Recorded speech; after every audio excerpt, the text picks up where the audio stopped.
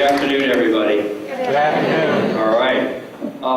I thought in my message today, I'd talk about a couple of things. One, I just wanted to sort of put our work ahead in the context of some of the things that are going on today in the last few weeks since coming back in August. And unfortunately, sometimes you pick up the newspaper and you see a headline that you wish you didn't have to look at. And then what's unfortunate in that is some of the good work and great work that we're doing with children and families gets lost. So I want to reaffirm some of the excellent work that we're doing. I want to talk about our challenges. And I want to talk about that in the context of where we are today. I think one of the most important things that we have a responsibility to do, and is our challenge, is to align what I say district goals with school goals. In other words, as I'm reporting to Darryl Porter and other board members and commissioners and saying that we want to focus on literacy and numeracy and raise student performance in ELA and math, and that we want to be a more responsive organization for all kids, not just for some kids, and we set targets, I'm speaking to no one if I'm not able to make sure that what we do and what we support in the schools works for you. And that you in turn establish goals and targets and focus your work on what matters most, which is teaching and learning and improving instruction. Nothing more important than the work that you do in the field. That's what this is all about. Your day-to-day interaction with children coming into your school, in classrooms, in the lunchroom, in the hall, on their way out the door, as parents come in and work with you. That is what is going to make a difference for the young people who enter our schools and for their future. One of the issues that you read about, and I want to tell you that this budget process has been the absolute craziest one I have ever dealt with. I hope we never have to go through that again. There's been 3 different cycles, and unfortunately, you know, every year in the spring, there's this annual dance. Well, we got to make these cuts. We need this amount of revenue, and we ended up in May with a board-approved budget where we made over $20 million in adjustments. We did our best to try to protect elementary schools. We did not increase class sizes. We wanted to see K2 remain at 1 to 20. We wanted to see grades 4 through 6 remain also very low, and I think the averages that we're looking at right now citywide are 1 to 23, 1 to 24. Of course, there's going to be some variation. We made adjustments. Then, unfortunately, the city, which is also experiencing financial problems, we felt some of that brunt. There was another $7 million.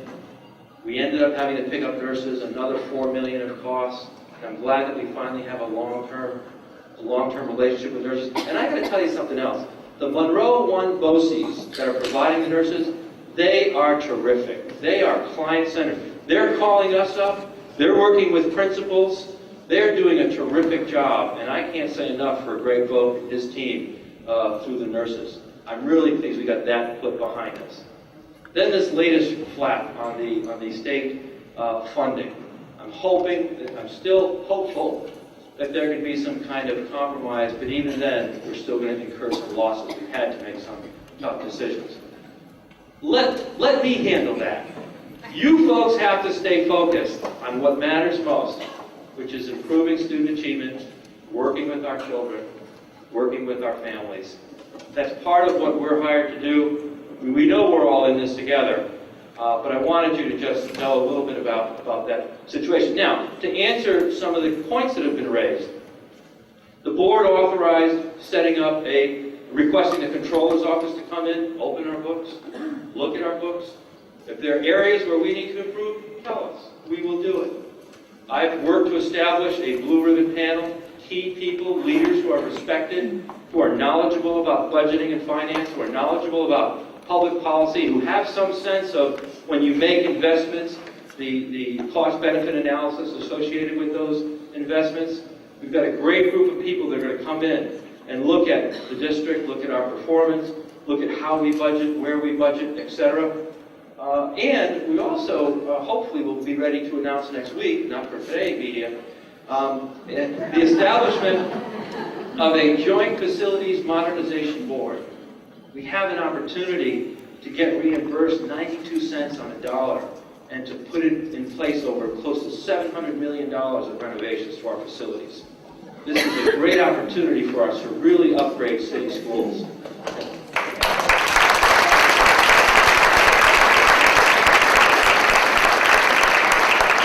And I'm really excited about that and hope to provide more details on that publicly fairly soon. We've managed our deficits. We've instituted many different reforms in terms of financial management to meet some of the issues that have been raised. And there's still a perception that's out there. I need to speak to this for a minute before I get into our challenge. The perception is the district should control spending, that we have enough resources. Well, let me just say a couple of things before I get into that chart. What most people don't know is of our $565 million budget, close to 20% of that it doesn't even go to our kids. We actually, that money flows to charter schools, close to $30 million flows to charter schools. They are city students, that's true, but it's not hitting city schools. The nurses that we just had to pay over $4 million for, well, we provide nurses for all private parochial schools as well. There's all kinds of funding. The money that comes from the state for pre-K flows through us, then out to all the pre-K agencies. There's a huge, close to 20% of that budget doesn't even hit city school city kids. We provide transportation, food services for every single student in the city, whether they go to a Catholic school, whether they go to a charter school, or one of our schools. So it's important for people to understand that. The other thing is, a lot of our money tends to, we have in fact a special ed population, 14, 15%. We're required by law to meet the whatever that IEP lays out. In order to comply with 94, 142, and all the federal and state, we are obligated to comply with that. And as a result, some of those costs are greater. You know that's a fact. And there are also some students who we can't serve in district schools. We have to contract out. That tends to raise the cost of the per pupil much higher. So when someone simply says, well, you have 35,000 students, and you get a $565 million budget, you divide it, you're spending $13,000 to $14,000 per pupil. That is not the case. There is still inequity today. We couldn't even fund a full-time librarian in our schools. We couldn't. Our counselor-student ratio is higher than any other suburban school. Our class sizes are higher than any other school in Monroe County. One custodian for every 28,000 square feet. You go out to Pittsburgh or Brighton, it's one custodian for every 18,000 square feet. We've done the equity analysis, and you all might want to take a look at that, and maybe we'll send it out to schools. But it's important that when we're out there saying we need resources, we just want to have a level playing field. We just want to have a level playing field. We have one computer for every 8 kids. You go to a suburban school, it's one computer, for every 3.5 students, something like that. We've done our homework. We've been responsible. We've put in place lots of different systems to improve our budgeting. And then I just want to show you one other thing just to separate this out. There's a lot of spending that we don't have control over. Believe it or not, TRS, Teacher Retirement System, the board that controls the rate increase, they've increased that by over $15 million in the last 2 years. Next one, please. Health insurance, that's going up close to $10 million over the last 2 years. Of course, the Blues raises it every year, 12.9, and then another 7% last year. Charter schools, that increase is going up 5.6 million, about 21 million now in our 0405 budget. These are costs that we can't control. The state can control them. These are costs we can't control. Things that we can control, such as compensation. Looking at compensation, our total compensation from 2 years ago to today has actually gone down 1%. Total teacher salaries has actually gone down from $177.8 million to $173.7 million. It's important to understand that of course, that's a net number that takes into account attrition and layoffs and cuts. But that's what it is. It is what it is. And it's important that the public and we all understand what are some of the drivers of our budget. What's driving some of our expenses up? What are we able to control and what are we controlling? And I just ask as we send out information to you, if you get a chance, take a look at it, because you're also our best advocates. Whether you're in a shopping at Wegmans or you're in a forum or an event somewhere, don't let people get away with the incorrect perceptions about the district. We can't let them happen. Can't let that happen. And the other thing I want to say to a lot of our counterparts is, rather than criticize the district, why don't you come and visit a school? Because you haven't been in one in years. Come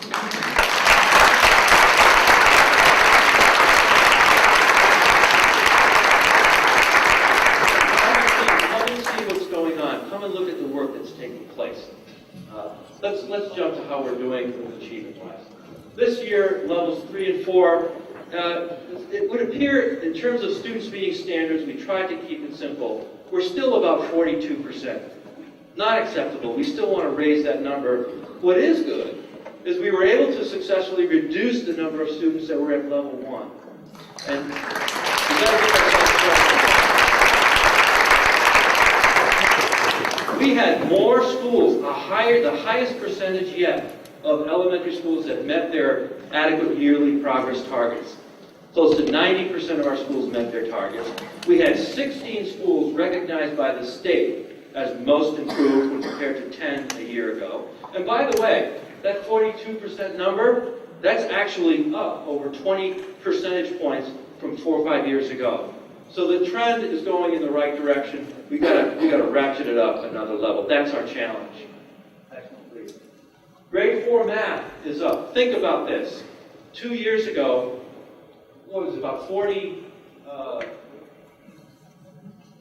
2 years ago, it was about 40 some odd percent of students at grade 4 were meeting standards.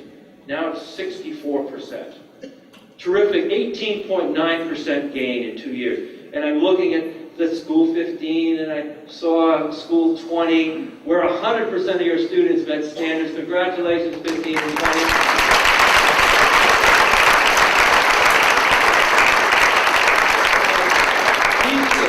Things that we need to celebrate. And you know something? I'm no fool. I know that a New York State assessment is just one measure. There are many other important measures of learning and what takes place in schools and how we interact with young people. There's no question that you can't always look at one measure, but it is an important accountability measure. It is one that the state holds us accountable for, and it is one that is one indicator, but I also am well aware that there are many others. Science is up 16%, 67% of students meeting standards. Social studies, grade 5, made a big leap 2 years ago, and another big leap, 61% of our 5th graders meeting standards. That's just a chart. That's the math. Okay, the math trend going up. Also, I know I singled out 15, I singled out 20. You know, I can't help, I always have to single out 33, and 7, and School 41 has made some terrific gains, and School 17, and School 9. You know, a lot of great work's going on out there, and I can't thank you enough for what you're doing. And if I forgot somebody, forgive me. But we've got to celebrate our accomplishments. We've got to recognize them. We've got to keep our pedal to the floor. The glass is not half empty. We've got a challenge, and that is to continually raise the bar, higher expectations for your work, and higher expectations for our students' work. You get what you expect. If you expect someone to fail, you're going to get failure. It's just the way it is. If you keep telling adults that they're failures, they're going to withdraw, they're going to become alienated. How kids read you and how you connect with children can make all the difference in the world. Every single one of our kids that comes to school wants to learn. I am convinced of that. Every single kid wants to learn. We have to find different ways when we need to make certain that we can open that door for our children so that they can learn. Your school improvement plan, you set the direction in terms of your work from here today, and as you go back and meet with your school improvement teams, you set the priorities, you set the direction, you set the expectations for your school community. And that's so important for me to say, because how this gets conveyed can make all the difference in the world in terms of what unfolds over the course of this year. And of course, something I've always looked by, what gets measured typically gets done. So I'm asking you, as you get into your planning this year, think about, we can't escape having important performance targets and letting everybody know that. Next one, please. Oh, here you go. Understanding your schools. Last year when we introduced this process, the intent was that it would be more of a concise process, sort of a living document. And I was real pleased, my partners and I looked around the table, we had a chance to go around and visit schools. And we spent a lot of time talking about process and who was involved. Process is important because you want to get buy-in, but we're at a point in time where now we got to be a little more rigor and more substance to our plans. And how you analyze data and how you use that information that you get to change what you're doing in schools is so important. I didn't get a chance to look at some of the displays in here, but yesterday there was a nice display from Douglas where they showed an assessment and how that was analyzed and what that would trigger next in terms of needs of students. But it's so important. Know each one of your students. That is so important to know. And sometimes we say, okay, we're going to zero in on our level 2 students. We're going to get them over that hurdle. That's important. We want to make certain that those who are eligible for academic intervention services get the kind of additional support they need. But you know what? Don't forget your grade 4 students who met standards. Now we're in grade 5 and grade 6. That's just as important because we tend to lose as a downslide from grade 5 up through grade 8. Our job is to get young people reading and doing math minimally at grade level or close to it before they go on to 7th, 8th, and 9th grade. Because if we don't, we've set them up for a real serious potential dilemma here.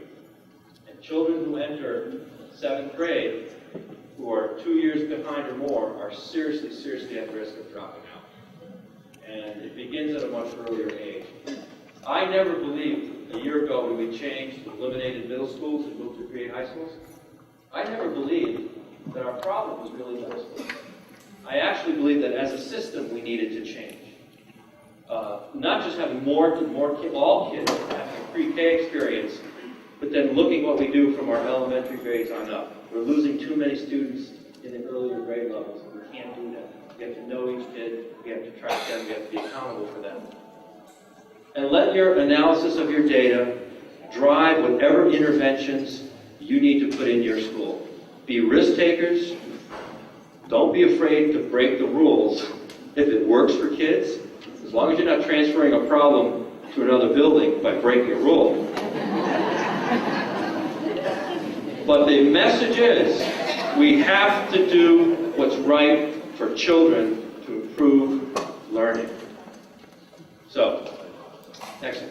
Real partnerships. Some of you have terrific partnerships, and I only know a handful, but whether it's the Amatech Corporation working with School 5 or Rotary with School 8, Lawyers for Learning with School 29, and I know that there are multiple other partnerships going on in the communities. I think U of R and 17, etc. Take advantage of those. Continue to build on those partnerships. Bring people in. Bring those foster grandparents. Bring those undergraduate and graduate students in to work with you. Bring those agencies to support families. If someone can provide and deliver a service, bring them in. Even our churches have expressed, our faith community has expressed a desire to want to be more closely connected and to support families. We've got to open those doors. And I guess my last point is one I made earlier, which is, I can't say enough of this because you all know this. Continue to advance the highest of expectations for yourselves, for the work you do, and for our students. Because I firmly believe that that can make a huge difference and will make a huge difference in the lives of our children. And I think we can be poised to become a leader, not just in the state of New York, but ultimately in this country if we stay focused. We're constantly looking at growth and our own development, and do the same with our children. What do they need to continue to grow? That's what's going to make a difference. Change is not easy. Change is tough. There are always issues, and we got to be ready to deal with that. Having said that, I just want to wish you. Excuse me, just want to say something? Oh, second bullet. Oh, I missed that one. Pay attention to customers. I wasn't paying attention.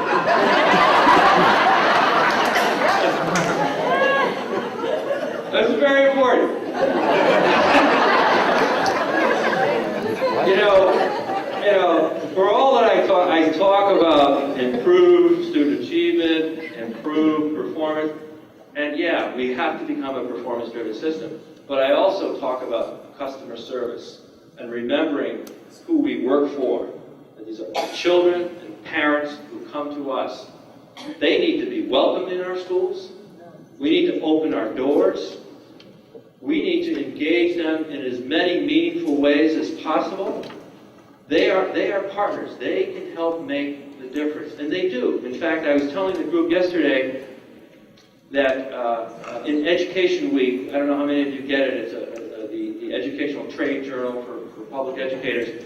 2 weeks ago, there was an article that talked about different education reforms, but they said there's one variable that really has an impact, and it's the connection of an adult to the life of an adolescent throughout high school. And whether it's a parent, which of course we want first and foremost, but where there can't be a parent, we've got to find that alternate support structure for students.